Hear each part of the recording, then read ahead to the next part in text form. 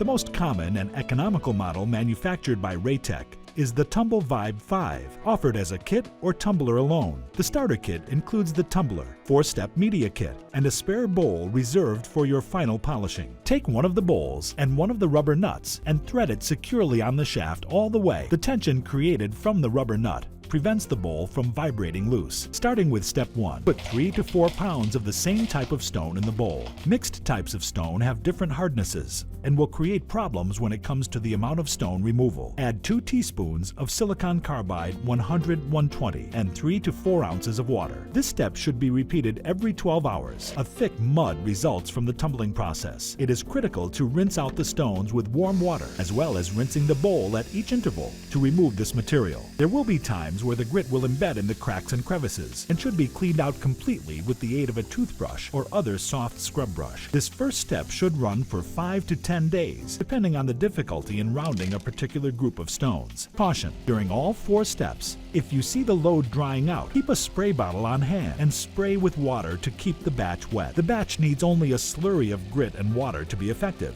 Step 2 can be started only after the rocks and bowl are fully cleaned to prevent contamination of grit from step 1.